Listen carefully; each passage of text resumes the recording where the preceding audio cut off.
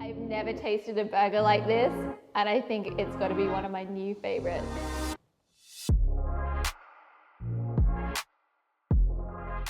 Today we are traveling to Japan, but we are making a bit of a fusion dish today. We're taking the very popular chicken katsu and turning it into a mini hamburger, a little slider.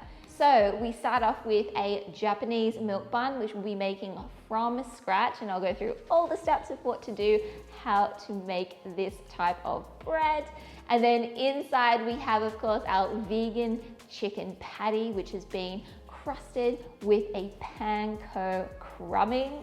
And then we have some shredded cabbage, our tonkatsu sauce, which is like a Japanese barbecue sauce, and it wouldn't be a Japanese dish without the Kewpie mayo, but of course we are making it without eggs, completely plant-based. Let's get into it.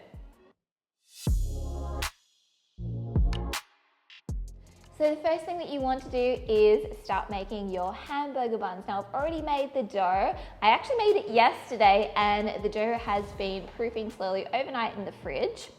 But I thought that I would now the next day start making our chicken burger. So we're making a chicken patty here and we're using a couple of ingredients which make a fantastic texture to our vegan chicken. Those being, this is a green jackfruit. So this is a young jackfruit that has not matured. So it really doesn't have much flavor at all. We're using it just for the texture. It comes in kind of like a salty brine and it has this kind of texture of like shredded chicken. It's really crazy and we can use it in so many different applications in the plant-based world.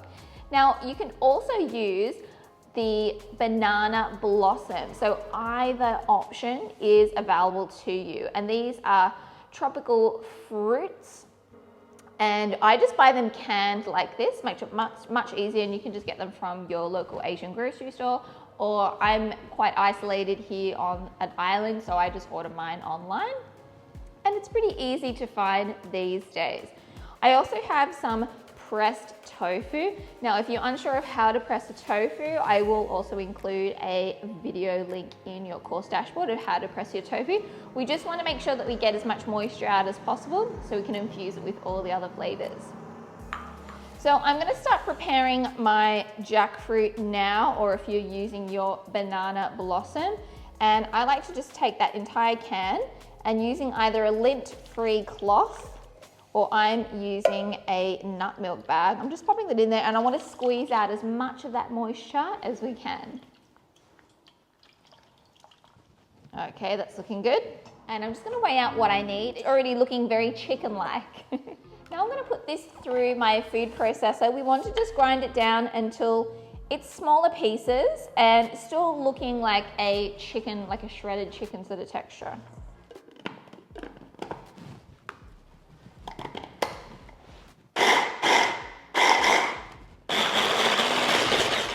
So essentially it just looks like a chicken, like a ground chicken meat.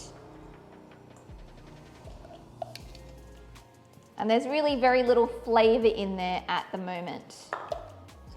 We also have our pressed tofu. I'm just going to break it up into smaller pieces and we're also going to pulse this until we get a nice fine texture.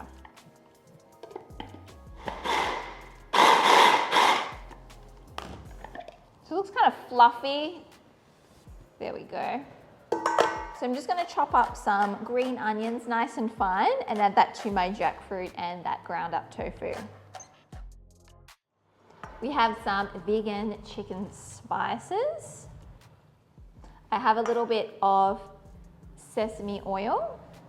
We have some mirin, which is like a sweet vinegar, Japanese vinegar. It's already looking very chicken-like. Now to hold this all together, I'm using some rice flour. So this is essentially, most of it is gluten-free in this recipe and you can easily make this recipe gluten-free by using the gluten-free crumbing option. So you'll end up with like this kind of dough. Cover it with some cling wrap and we're going to pop this into the refrigerator for at least 30 minutes. So I made my Japanese milk bread dough yesterday And I've just had it in the fridge. I've been letting it proof in the fridge, so it was super easy. Just putting a little bit of oil down just so it's not so sticky.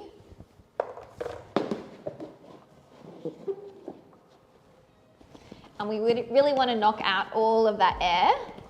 Now we're going to start scaling. So for our mini burgers, we need 37 grams per portion.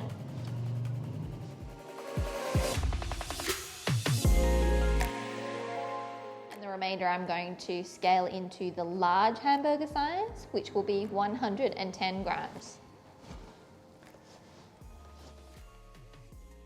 Now to shape the buns, it's the same method. We want to take the nice smooth edge and then flip that over. Just make sure that you deflate. We want to make sure that all of the large air bubbles are out. And then we're going to bring that dough to the center. Like so. And then flip it over and then give it a nice good roll into a tight ball. Okay. And you'll notice I'm not using a lot of flour. You can use a small amount of flour if you'd like. I much prefer just to use a little bit of oil on my bench.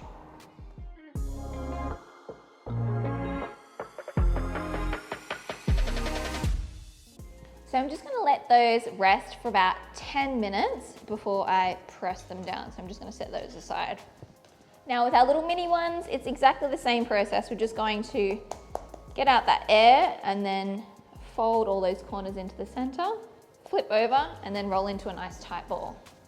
And I've just got a tray lined with some baking paper. I'm not using the forms. You can use a form if you want, but I'm just doing these ones free form. So I'll leave that up to you. Okay, so we're gonna wait 10 minutes and then we're gonna press these guys down. So just set them aside and we'll come back shortly. Hey Google, set timer for 10 minutes. Now we can start pressing down our buns. It's been about 10 minutes. I've just got a tiny bit of oil on my hands just so it won't stick. Or you can use a little bit of water. I'm going to press these down. And now for the small ones. The large ones I've probably pressed down to about 1 inch thick, and then these ones about 1/2 inch. Just try and keep each one about the same size, especially the ones that don't have the form. Let's brush with a little bit of our vegan egg wash.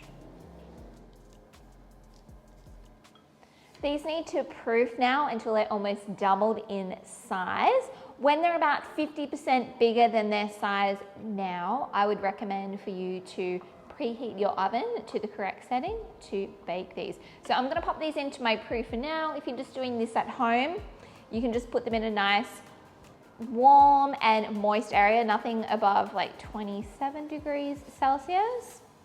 Or you can even just cover them lightly with some greased or oiled cling wrap. Okay, let's proof these now and get them ready for baking.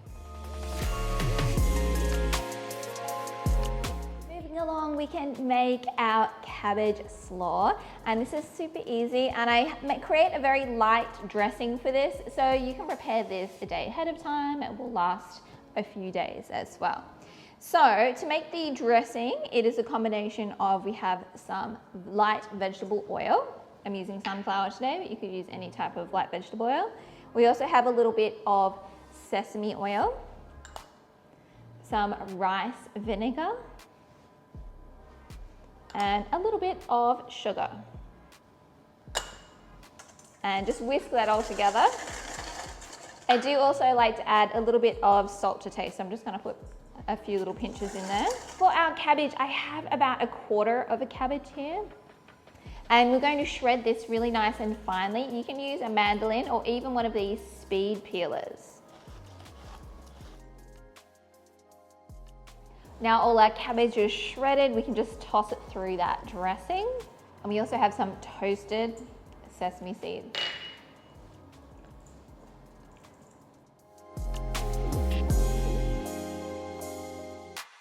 I like to put it in a strainer just in case there's any excess moisture that can come out.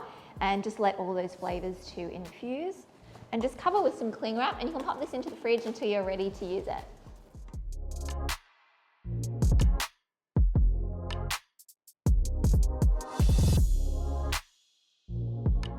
So I just pulled my hamburger buns out of the proofer, and they have pretty much doubled in size now, so they are ready to bake. I'm just gonna go over with one last thin egg wash over the top, just so we get a beautiful coloring. And if you would like, you can add some sesame seeds at this stage too. Into the oven, and I'm going to check these at about the 12-minute mark just to see if the little ones are done. And I think that these ones are probably going to take around 17 to 20 minutes. We'll just keep an eye on them.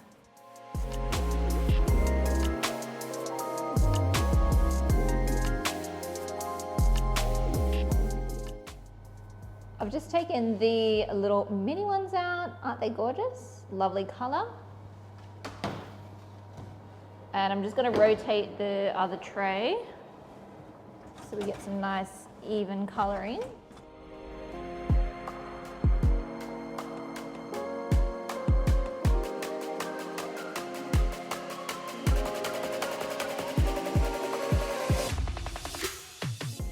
So I just pulled my Japanese milk buns out of the oven, and I've just given them a wash of some melted margarine. They look amazing. I'm just gonna pop them onto a cooling rack here because I do want them to cool down a bit faster so we can make our burgers. We have our beautiful big buns as well. And putting the melted margarine on top is really gonna soften those buns and give them a beautiful sheen. They're already softening up. Let's break into this one just to see how fluffy it is inside. Wow, that looks so good. Beautiful and fluffy. Let's give it a taste. Wow, it's so soft. Delicious. I've just taken my vegan chicken patty mix out of the fridge. It's had plenty of time to chill and hydrate, so now we're gonna form them into the patties. So you can do either the large size or the slider size. So for the large size, so we're just gonna tear off on our scale. Yep. We are going to do 110 grams, and I'm going to do 2 of those. And then for the slider size, we will make them 40 grams each. Now they're scaled out, you can shape them into the size of your bun. So now we want to make them roughly the same diameter as our bun. It can be a little bit smaller, that's okay. Or you can use one of these hamburger presses, just to kind of give you a hand. Once you have all your patties formed, we are going to start crumbing them now. So we need to make a slurry, or this is going to be like our egg replacement. So for the egg replacement, we have some flour. Of course, you could use a gluten-free flour if you wanted to make it gluten-free. A small amount of baking powder. We have some chicken spices, and I've also put in a little bit of Japanese red pepper flakes. That's completely optional. Give that a whisk. And then we have some cold water. For our breadcrumbs, I'm using some panko breadcrumbs to give it that authentic Japanese feel, or you can use your favorite gluten-free breadcrumbs. In this bowl here, I just have some flour. So the first thing that we're going to do is dip our patties into the flour and just shake off that excess. I'm going to do that for each one. Now dip each one into our egg replacement. And I like to keep one hand for my wet and one for my dry. Into our breadcrumbs and just press them on and set that onto a tray, and then repeat with the rest. Now I'm going to heat up some oil in my fry pan. We want to get the oil to about 170, 180 degrees Celsius, and about half an inch or so. So my oil has come to temperature. We're gonna start frying off our vegan chicken. I might start off with the big ones. And while we're frying, I'm just going to cut my buns in half. They've had time to cool down now. Don't they look fantastic inside? They're so soft. While those chicken patties are frying off, I'm gonna start toasting our buns. And a great little hack is to take some of your mayonnaise and just do a nice thin coating on the base. And we're gonna reheat these on your pan face down so they get like a nice crispness to it, especially if you've made these the day ahead of time.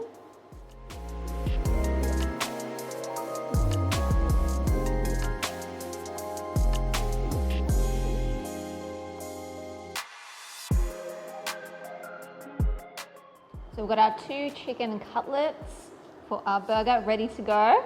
Our buns are toasted. So while the smaller ones are still cooking, let's assemble these larger ones. So we're going to start off with our slaw, our chicken cutlet. I like to do a little bit of the Cubie mayo. And then of course our Katsu sauce, or this is our Japanese barbecue sauce.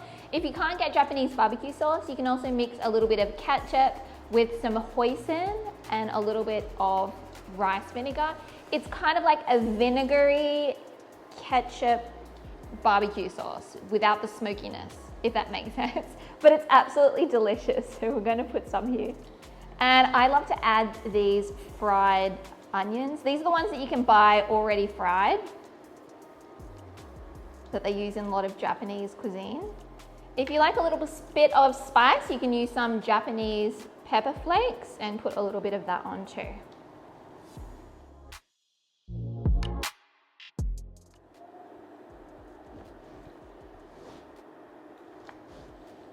And that's our chicken katsu burger. That's our big one.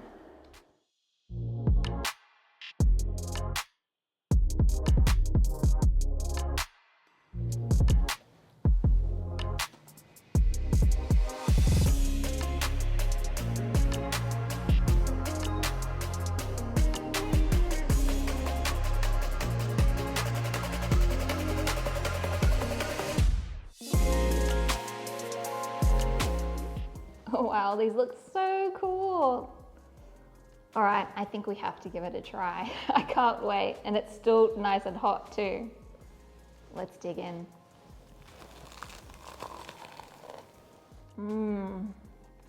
Wow. You can really taste the sesame and the flavors of that chicken and the texture of our chicken cutlet. And I love that tonkatsu sauce. It really cuts through the richness of the fried cutlet with the tartness from the sauce. So good. Oh my goodness, it's so yummy. Yum.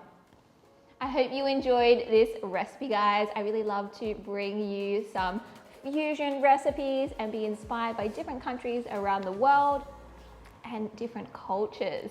I do love to encourage you to experiment in the kitchen and try lots of different flavors together and incorporating different types of ingredients and cultures and inspiration. So I do hope you enjoyed this one. Let me know in the comments what you think, and I'll see you in the next video. Bye.